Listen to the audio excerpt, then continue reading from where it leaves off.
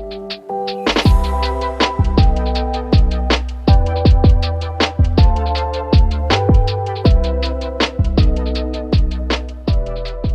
morning and good afternoon. I am pleased to welcome you to a Digital Health Hub Foundation webinar with 2022 sponsor Aptible. Today's webinar will be recorded and shared. If you have any questions, please feel free to use the Q&A button at the bottom of your Zoom navigation menu, and we'll get to the questions throughout the session or at the end.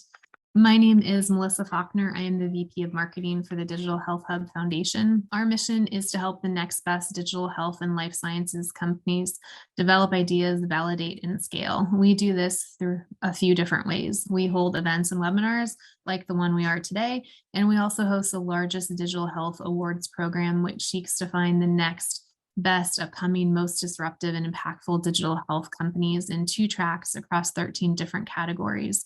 You can learn more about our award show by visiting us online. Submissions are now open, and our grand finale will be held at Health on October 9th.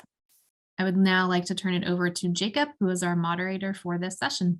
Awesome. Thank you so very much. Good morning or afternoon or evening, wherever you so happen to be in the world. My name is Jacob Plicque. I use he, him pronouns, and I'm a senior developer advocate at Aptible, where I spend a lot of time focusing on empowering developers to focus on their ideas and not their infrastructure. And as Melissa mentioned, we'll be moderating this lovely fireside chat about growing pains, how to overcome challenges, scaling infrastructure and or security reviews in your business. Oops. Perfect. So that's me, but of course I am not alone in this conversation. So I want to hand it over to Chris to introduce yourself as well. Thanks, Jacob. Super excited to be here. Thanks, Melissa. I'm Chris. I'm the head of product of Conveyor. We automate security reviews from start to finish, including distributing your SOC 2 to responding to security questionnaires. And yeah, I'm a product guy, so I am here to stumble through the hard technical questions, fake it till you make it, etc. Ben is the real expert on the call. Amazing segue. Thanks, Chris. Big shoes to fill there. I have enjoyed being in technology for a little over 25 years, played a number of roles from, in the trenches, building platforms to leading engineering teams. And I really enjoy the startup space because you get to do a lot of things. And so I've been both an Aptible customer and now working with the Aptible team. So I've seen both sides of that. Quite engaging, a lot of fun, a lot of work. Awesome. Happy to have you both. Quick and dirty run through of, we talked about where we work, but what is Aptible and what is Conveyor? So Aptible is a platform as a service that automates the work of provisioning, managing, and scaling infrastructure. So developers can focus on what actually matters, their product, and of course, building value for their customers. And then Conveyor automates the worst parts of security reviews with 3 tools in one platform: an automated trust portal, a GPT questionnaire response tool, and a white glove questionnaire completion service. So that similarly, we can focus on what actually matters, which is securing your business and closing those deals. And at the end, we'll leave a bunch of time for some questions. So feel free to queue those up, and we either A, save them for the end, or if there's something that is actually matches up with the current conversation, I might pull that in depending on what it is. So with that, looks like we lost Chris. Well, either way, we could start, Ben, while we wait for Chris to hop back in, hopefully. So we talked a little bit at the top about, or in that first slide anyway, around distractions. And especially right now, we're dealing with a lot of different things. I feel like every meme ends with someone saying about something about the economy. The economy has changed. We don't have free-flowing capital as much as we used to. Every time you're on LinkedIn, there's another layoff somewhere. And there's always this conversations about efficiency on spend. And of course, being asked to do more with less, putting kind of pressure on a bunch of different teams. So where are companies spending time on things that they really shouldn't? Yeah, that's right. And even in my experience, kind of relating back to when I first became an Apple customer, what was that environment? We were a startup with a certain amount of runway to prove and get market fit out of our solution. And I had some pressure because I was the first technical hire for that team. Had a great CTO who was really empowering me to just make things happen. And the assumption was that one of the first things I was going to do is to hire a team to make a compliant platform for our digital health startup. And that was long ago in 2015, and Aptible was fairly new. And it was just a question I had, like, can I do this without building this ourselves? And so I got some freedom to explore that question. I met the Aptible team and did some kicking of the tires. And I really discovered that, wait, there's a chance here that I don't have to do this. And for me, that was a bitter relief because I'd been there before. I'd built up the team, built up a platform, and there's a lot involved, as any platform building team knows. And so for me, while there, of course, are always some trade-offs you make when evaluating a platform as a service, you agree to that design and you agree to the constraints of operating within those design choices that a platform has made. But ultimately, it was very freeing for us as a team because we just learned those basics and ran with it. And it really was exactly that. And in our case, we made no platform team hires and instead just hired engineers to focus on writing the software that our small team needed. And it just gave us a lot of freedom, both budget wise and time wise. And yeah, it was great start. And there's a lot of story behind that, but that was essentially my introduction. And we need to get Chris's video enabled so we can see his bright shining face. Exactly. A quick follow-up. Never mind. Perfect. Welcome back, Chris. So we just essentially hopped in to talk a little bit about distractions and where companies are spending time on things that they really shouldn't. And Ben talk about distractions. How about Wi-Fi not crapping right? Exactly. Sorry about that. And sorry no to worries. interrupt, Jacob. Go ahead. Yeah, no, it's totally cool. But as far as we talked a little bit about where companies are spending or shouldn't be, or they're spending time on things that they really shouldn't, and tied things into moving to platform as a service to do things like save time. From your experience, where do companies run into trouble? Oh man, where to begin? I feel like focus is the most important asset for a startup. And it's also the easiest thing to say and hardest thing to manifest. So we are Aptible customers. And so I really like what you were just saying about, I mean, I'm the head of product, and every engineer that is working at Conveyor is able to focus on creating value for users. And that's enabled by the fact that we don't have to worry about infrastructure. We use Aptible, we're a platform as a service. So I think not focusing on those kinds of concerns and being able to focus on what creates value for your users, how do you capture that value? These are the things that, as a product lead, I care most about. I'm also involved in a lot of our sales since we are an early stage company. And so usually our head of sales, we've just launched some new product or feature, and he's like, I don't even know how this works. Like, join this call with me. And I'm like, okay, dude, I'm in. And so we take them together. And I know that for a lot of the go-to-market motion, there's so much, I don't want to say red tape, but there's so much wrapped into the sales cycle that is not about creating value for the user necessarily, or helping the buyer understand what they're getting involved with.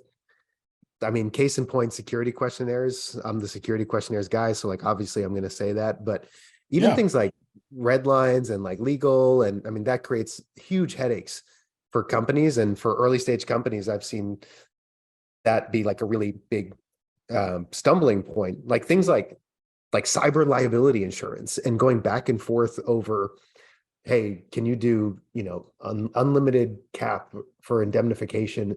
These are the kinds of things that it's just like, man, for really any company, but especially an early stage startup, I can't think of anything that's just more distracting and less about creating value for your end user than going back and forth on those types of things.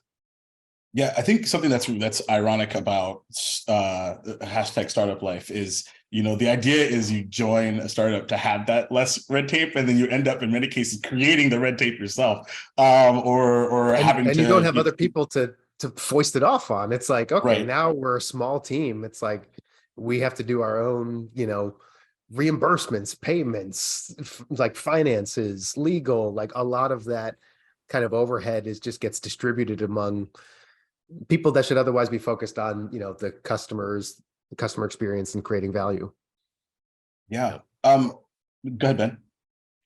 Well, a take that I have heard before and even thought myself at some point was when we first became Aptible customers. I thought, well, this is good for now, and then later we'll need to make some investment. Like if we hit some certain scale, we need to transition to own our own platform and do special things to it.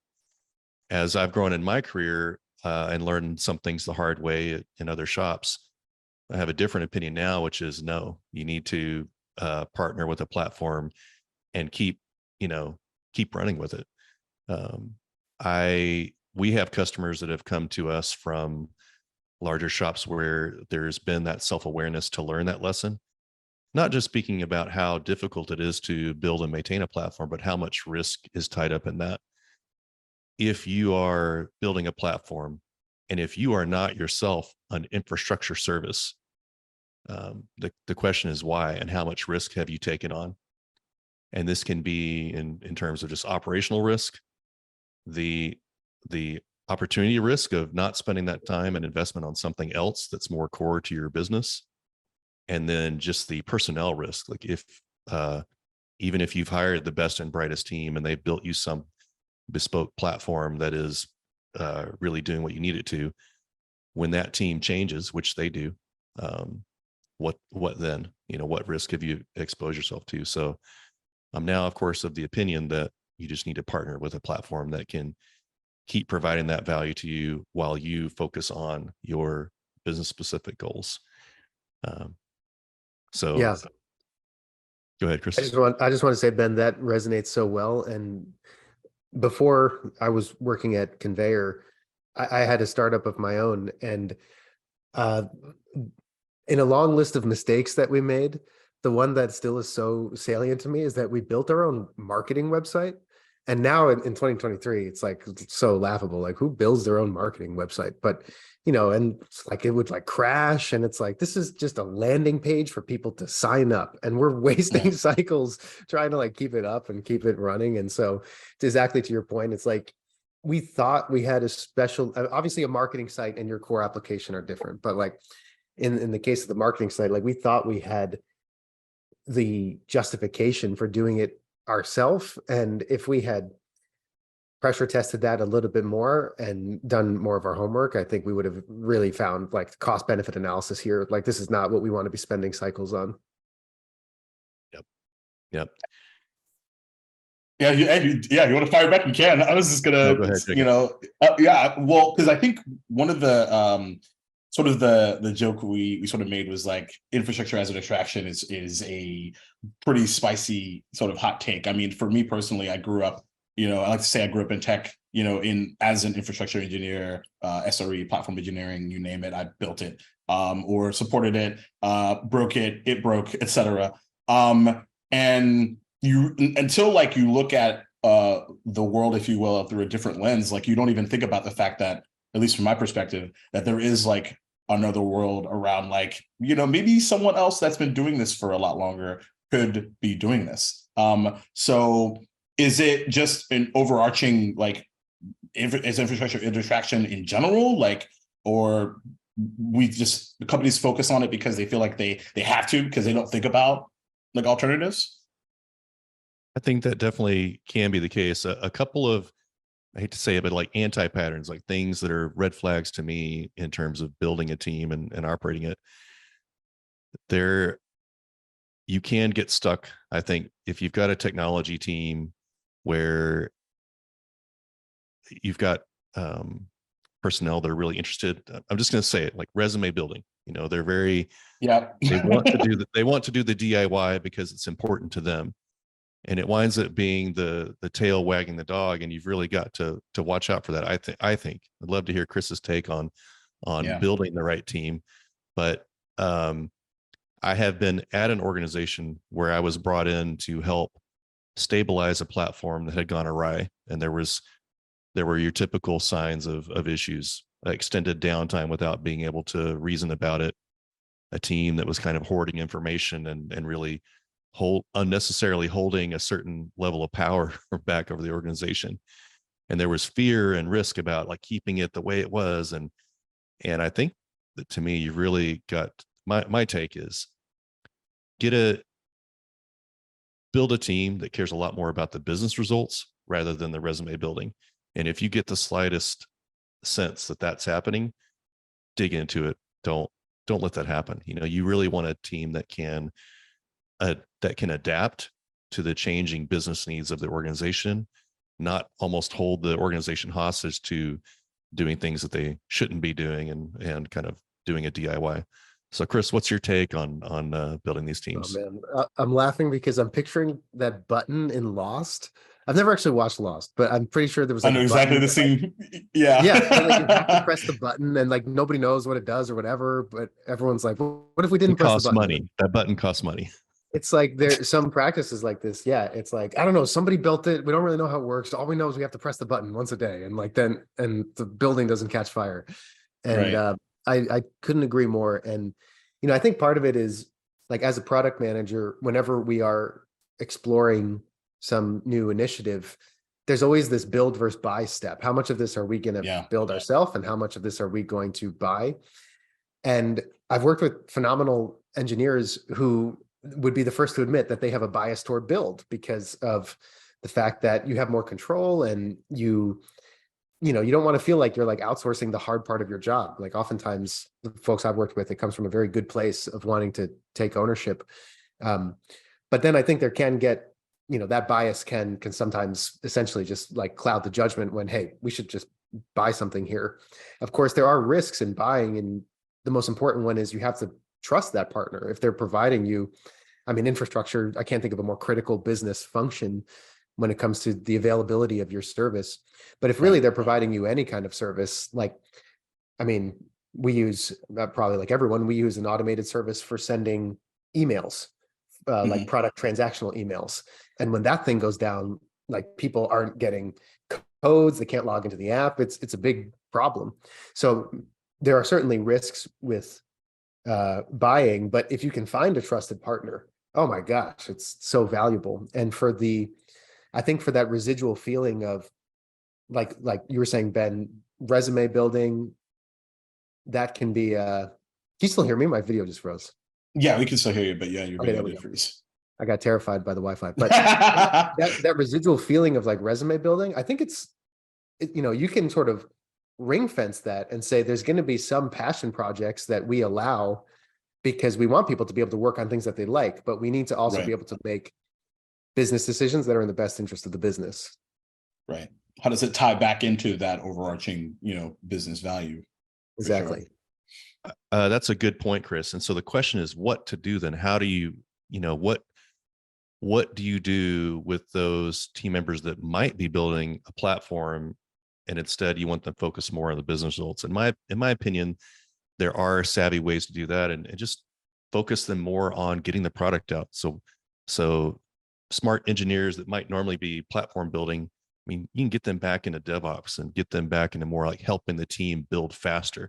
What automation can they build on top of the platform that makes, engineers smile and like get stuff done quicker and with more ease? I think there's still plenty of space to play with automation and get that sense of fulfillment that a platform engineer might have, but just not owning, like building from scratch those foundational pieces of container orchestration or, that type of thing. anyway, that's my I take, think is just kind of get them refocused on things that are enjoyable but still applicable to moving the business forward. Yeah, I have to imagine you've heard many times we have to focus on building the platform, and so that's something like that's equally as important as, like, say, developer experience is lost because we still have to go work on availability and reliability, and then we're just continuing to like battle the two different pieces. One thing that's also really interesting too is it's probably for most folks, it's pretty easy to onboard a pass when you're really small or you're at that idea stage and you're getting started. But what about large companies and enterprises? Is there a point where you're just too big for a platform as a service? I think that that's more of an organizational question than a technology question. We have worked with established companies who had their own platforms and either needed to pivot into kind of like a protected healthcare information space, or were just had significant turnover issues and had risk to their platform, and so they wanted to find out what could be done. I think that, for example, if you're moving from a bespoke custom platform and you have platform team members that just are resistant to making it happen, they can find many reasons, like, oh, I'm imagining the infomercial fail gifts where, oh, they're throwing the dishes everywhere, it just won't work. Right. It's all in black and white. Yeah. Has this ever happened to you? And so, but certainly if you know that it's the right thing for the business to explore platform options, you can mitigate risk of that by doing proof of concepts, prototypes, and just starting small and seeing how that transition might work. But it really fundamentally to me is an organizational issue. Does the team understand why you need to explore these options? You need to sell it to leadership, you need to sell it to the team to kind of show them how it could be, and how experimenting with a platform, looking at a potential migration, could just make things work better for everyone, and not only make it work for that platform team, but to just kind of preserve the mission of the company. So that's my take. It's more of an organizational issue than a limitation of platform. Other things to consider, Chris, you touched on vendor selection and watching out for vendor lock-in. I mean, when you talk about the transactional email vendors, for example, there's ways, you could essentially have like A, B vendors. I've seen this happen before, where you abstract your functionality to not keep you locked in, and to have the ability to have multiple vendors in that space. Another consideration these days when you're looking at a platform, I mean, Docker has been a great transformational technology that allows us to abstract. I mean, certainly if you take even Aptible, for example, we have our pieces and container orchestration that are custom to us, but fundamentally it's containerization on Docker. So if you're building images and understand how to architect your services around that, like you're certainly not locked into us. And that's just kind of, you can stay with us for the stickiness of what the platform does for you, but you still have the freedom to host those containers wherever you see fit. So yeah, my thoughts. Nice. Chris, as you mentioned earlier, your our conveyor, I should say, is an Aptible customer. And so I think it's a good place to even talk about, just like, because Ben, you sort of talked about a little bit of the pros and some of the trade-offs, but from your specific experience, does anything come to mind in regards to that? Yeah, I mean, as we were talking about, like, you can think about smaller companies, it's easier versus larger companies. I was just reflecting on how many calls I've been on. So we sell, again, security review automation, and this process of like, hey, we're going through a buying cycle or a renewal, and the customer needs to understand our security posture. They need our SOC 2. They need to have us answer this questionnaire. And it is so funny how it's slightly different, like, flavors. but the same problems that the big teams are facing, the small teams are facing. Like there's still a human being at the end of this nasty process that's doing something that they like really shouldn't be. Like some poor analyst drew the short straw and has to answer a security questionnaire. And it doesn't matter if you're at a big company or small company, that problem still exists. And what we've seen with a lot of, I would say like the only difference we've really seen is with the smaller companies. Sometimes it's more urgent because the CTO is filling out security questionnaires. And it's like, I can't think of like a worse use of this person's time. Sure. You know, once you get that initial product market fit, like for the first few customers, obviously you got to do whatever you have to do to close that business. But so in some senses, when it's smaller, it's more obvious that this process doesn't work. But then they'll put some DIY process in place, or they'll build their own portal for serving the documentation, and it doesn't scale. And as soon as you start getting more and more requests, then suddenly like downtime on this app that you've built yourself becomes really, really painful. And so that's what we've seen, is that these DIY processes don't scale very well. And then a lot of the larger companies just solve it by throwing more bodies at the problem. But that's a great way to burn out employees. And that's a great way, especially because the work that we help with, it's really about compliance, but it's adjacent to security. So it usually means that these bigger companies, you are pulling people away from your security function to address this essentially compliance requirement. And oh man, that's a painful trade-off. Like these people who would otherwise be doing real security work are instead just wasting their time responding to questionnaires. That's a really painful trade-off. So it's not like throwing bodies at the problem solves it for the bigger companies either. So sticking with security questionnaires for a bit, I think based off of this conversation and previous conversations, I think we can all agree these security questionnaires are pretty damn awful. I remember specifically in my previous company getting a Google Sheet with 260 questions. And I remember specifically thinking 1 in 14 are the same question, 28 and 3 are the same. This one I can't even read. I don't even know what they're talking about. And the list goes on and on and on. Fortunately, I did not own that process, but I did have to do a little bit. And I always kind of felt bad of like going to the security engineering team and just be like, so I'm so sorry. I'm so sorry. This is a really good incident management product that I really need though, but like, sorry. From that perspective, Chris, I guess where does that sort of from a conveyor perspective, I guess, where does that pain get resolved from that perspective? And what are companies doing wrong here?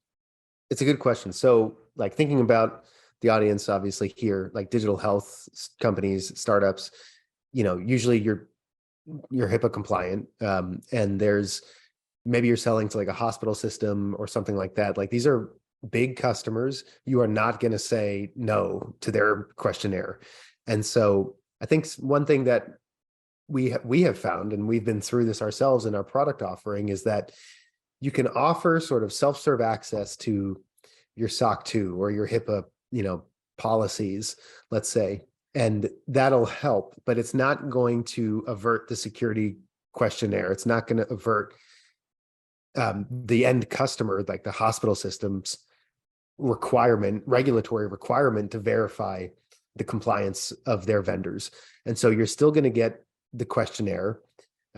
So just having, existing documentation available will help, but it will not solve the problem, especially for hospitals and essentially the customers the typical customers of the audience of this webinar.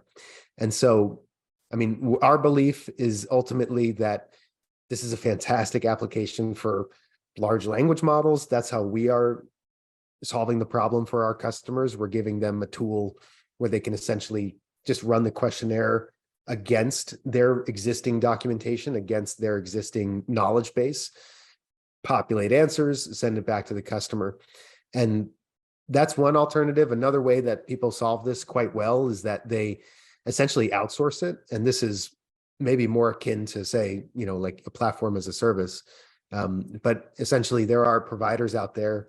We offer this. There's other great providers out there as well, though, who will essentially just complete questionnaires on behalf of the vendor, and they have access to, the same documentation and knowledge base library that the vendor has. But essentially, it's basically treated as a white glove service. And the benefit of that is, as I bet everyone here who has dealt with these questionnaires knows, there is no standard format of a security questionnaire, of a HIPAA compliance check. They all come in different flavors, portals, Excel questionnaires. And so it can be really comforting to know that there's another human being helping you with this, who can navigate the nuances of those formats. So yeah, those are two ways that we recommend people solving it, is either augmenting it with a tool or essentially getting help via staff augmentation. So it's something. If you'd like, Jacob, I'd love to tell a spicy story, two stories, in fact. One story before being a Conveyor customer and one story after. And these are true. I mean, yes, maybe I'm a plant, but these are also true stories from the trenches. So back in the olden days, I was an early Aptible customer. Great. I didn't have to worry about that. But it was not uncommon. We were selling into, or we needed to make partnerships. We'd have a big payer partner and they'd hit us out of the blue with these big questionnaire packages. And I'd get that dreaded call from my CTO. Hey, Ben, we've got a big task ahead of us. What are you doing this Friday night? A true story. It's always the weekend. It's always the weekend. Beer in hand, on a Zoom call with my CTO. He'd be taking some of the organizational ones. I'd be taking a lot of the technical ones. And it was pretty miserable, because it's not that I'm incapable of answering these questions, but sometimes the questions are just awful. They're outdated or based on physical machine, like depending on the age of the organization, how big it is. They're imagining a physical machine in a data center that you have access to. And so you're talking about data center procedures, abstracting that away to a cloud provider, just purely miserable. Mm-hmm. And you get to a point where you're just mashing keys and so it'll go away. And then here recently at Aptible ourselves, we had a large customer kind of hit us up with a similar questionnaire, and they're someone said, hey, we're a Conveyor customer, don't forget, so go use their stuff. I kind of seen some noise about the AI, the learning model beta feature at the time, and I used it, and I'm just going to say it's magical. Like, it's a perfect application for this technology, because, all right, cover your ears if you don't want to hear the spicy take, but my take is that I'm not even convinced that the people asking the questions care about how accurate the answer is. They want to check a box and see them done. And the way that the Conveyor tools is able to parse your documentation, take advantage of the learning models, and come up with pretty good sounding answers based on your documentation, it's just like chef kiss goodness. I love that take. Yeah, we did. So there you have it. And for us, we didn't have a lot of data loaded in, so it wasn't a perfect take, but it got at least halfway through the questionnaire. And then I was able to use the Conveyor searching tool to kind of hit our documentation that's already loaded up. It night and day difference. And I would never again would I just go without a tool or a platform for speeding this along, because it's just not it's not the best use of my time or my team's time. So those are my stories. That's a great take. Jacob, you were mentioning, like, where do people go wrong with this? One thing so we obsess over the accuracy of the answers that are generated, even though we know that 90% of customers aren't going to read these answers. But still, we want to, we stand by the accuracy of what gets generated. But it's this funny situation, which is these questionnaires are compliance driven. They're not security driven. And so it's something that people forget, that they are being sent because your customer has either a regulatory requirement, or they have essentially contractual requirements or internal requirements to check boxes. And so where we see customers going wrong occasionally is you will on every questionnaire, there's always going to be some question that's ambiguous and poorly worded. And like, where is this question even from? They're asking something and we can't even figure out the intent of this question. And honestly, where we see customers going wrong is that they lose a lot of sleep over this stuff. It's like, well, how do they mean this? Do they mean that? They like escalate it 3 times. It gets to the CTO and it's like, you should have a library of blessed content that can anticipate situations like this and provide an answer that is accurate, even if it's like, hey, we have policies and procedures in place that cover our mobile device management policy. And if the customer has follow-up questions, let them ask. Like if they really care, they will ask and they'll follow up and they'll clarify. But the alternative of trying to get to like 9 nines of precision on the answer and escalating it so that like the C-suite is losing sleep over this particular question on an RFP or questionnaire, when the customer's not going to read the answer is not the right way to do it. So we lose sleep over the accuracy of our answers. It's something that we take great pride in, but I think your point is still dead on, Ben, that most of the time, no one's going to read these answers. And that's part of why it's so demotivating, right? For the person filling it in, because it's like, there's no way they're going to do anything with this information. Man, I think that's something that that really resonated with me about that answer or that statement, Chris, was the losing sleep. Like as an SRE that's been on call for many moons. Ben, I know you super recently, you were just like, yep, had to wake up for something. And so there's an immediate, what I think is really cool about these two, scenarios that we're talking about is that they're tied into essentially just like caring about people, which I think is really fascinating to think about. So I just thought I would share that. Anything else from a overarching just distractions that come to mind that you see companies run into, whether it is on the infrastructure compliance side, as folks start to queue up questions for us? Chris, one thing I thought I'd ask of you, I'm not a conveyor expert. I just play a user in real life. One thing that we commonly get, I'm on the, of course, our customer support team. And most of the time we're focused where we want to be focused on are the difficult engineering problems that our customers face. And so dealing with the distribution of the documentation is not really something I want to deal with. What I know from an end user perspective is we've got all this documentation queued up and Conveyor kind of handles the distribution of that. We have our rooms. What are all the ways that, someone on a small tech team can take advantage of your solution, not have to worry about things as much? Yeah. And that was not a staged question. We didn't practice this, everybody. That's I did it live. I didn't tell them I was going to ask this at all. Essentially, the process for a security review often entails this sort of 2-stroke engine of what existing audit certifications and audit reports do you have that can help me, the customer, get a general understanding of your product.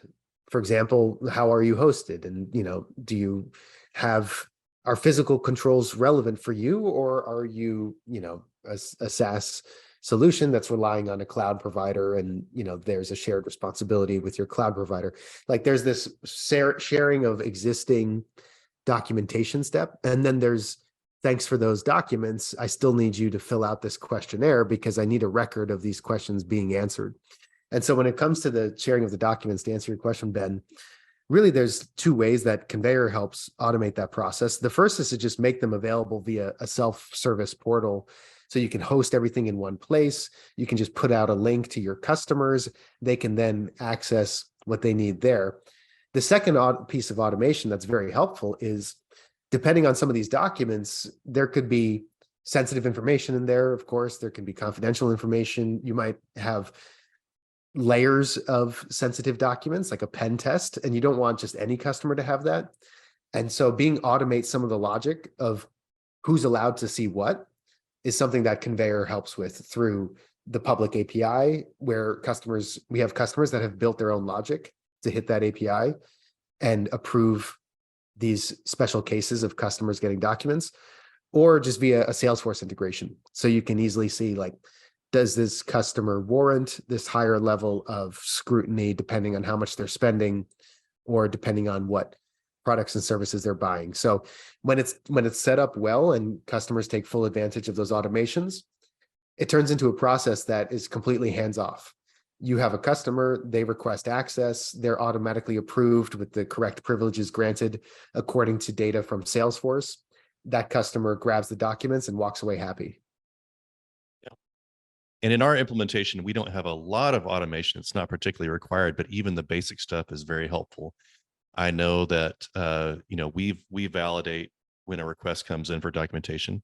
To your point, we have some things in some of our reports that we wouldn't post on our public website just for sanity. Like it has information that shouldn't be out there.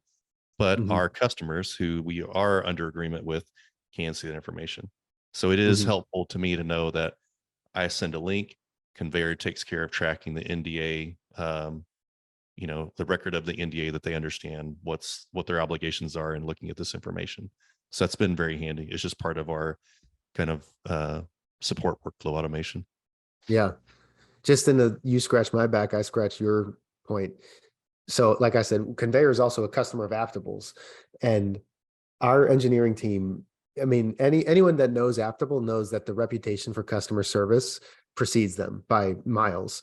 And it is just the number one thing that we love about Aptable is just, the customer service is just fantastic. And I mean, you've got people like Ben and Jacob working there. Like, of course, it's going to be, it's going to be top notch. Like, you see the kind of people that they hire, and our engineers just love being hosted on Aptable, and it just makes everything so much easier. And then anytime there is like a special case or we need to do something that's maybe a little bit tricky to do out of the box, just hit up the customer reps and they're incredibly helpful. Thanks. Appreciate that, Chris. It's this is my admission is this is my first foray into customer service. One of the things I liked about Aptable when I was a customer was they had excellent customer service that was very engineering focused. This is the only place I would have done this role at, because I have seen other organizations as they scale the hey, how to put this, but it's like, is the monitor plugged in type questions. There's almost a barrier to receive support. I mean, let's just be real about it. Let's take your average infrastructure as a service cloud vendor. If you try to ask for help, good luck. Like, you're going to have to wade through a lot of proving that you even deserve the help. Like, you have to bring your evidence, you have to bring your proof that it's even their problem to deal with. And I do pride that in our team here, we step into that gray area a lot, where we know a customer's having a problem.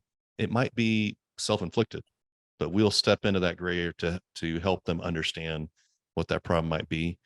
And that's important to me. To belong to part of this organization, to really have that goodwill with the customers and make them feel supported. Thank you. Yeah, coming from a guy who can't even get his Wi-Fi to work consistently for like, I know all about self-inflicted wounds, and I can say Aptable is amazing at helping. Amazing.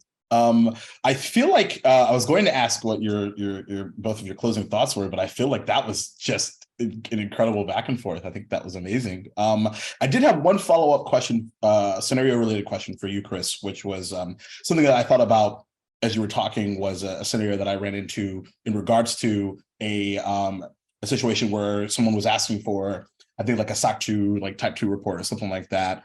And I think the pushback was like, we required like an MNDA to even talk about giving that to them. Is that a scenario that like Conveyor could like automate, of like, if MNDA attached or sent in an email or whatever, then like automatically send, like something like that?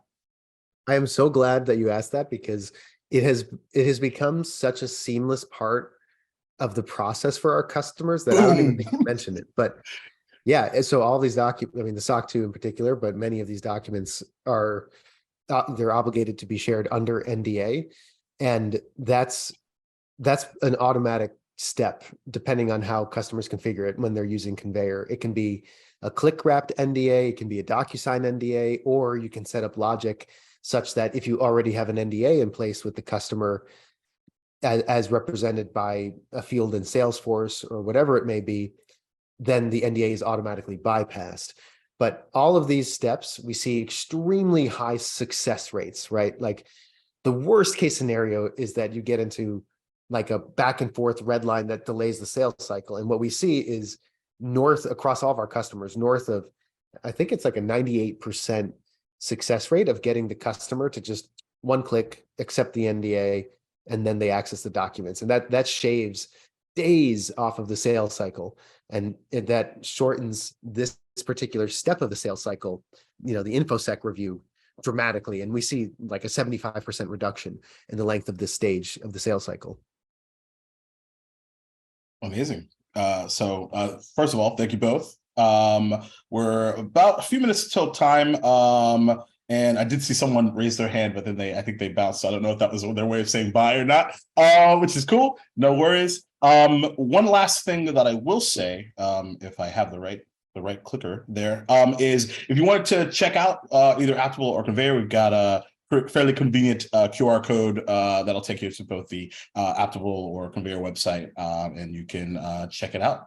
And of course, feel free to reach out if you have any questions or anything like that. Any other closing thoughts from anybody here before we get out of here? I just want to say thank you, Jacob. You did an awesome job emceeing. Thank you, Ben. It's an honor to serve alongside of you on a panel. Likewise. Well done, Chris. Thanks, Melissa and Jacob, for a job well done. Of course, just wanted to say thanks again for having you join us. And Jacob, great job as moderator. Oh, thanks, everybody. So hopefully we'll do this again sometime, and everyone have a good rest of your afternoon, morning, evening, wherever you are in the world. And you'll actually, if you're here, you'll receive a copy of this recording in your email later. So have a good one. Sounds good, everyone. Have a great day.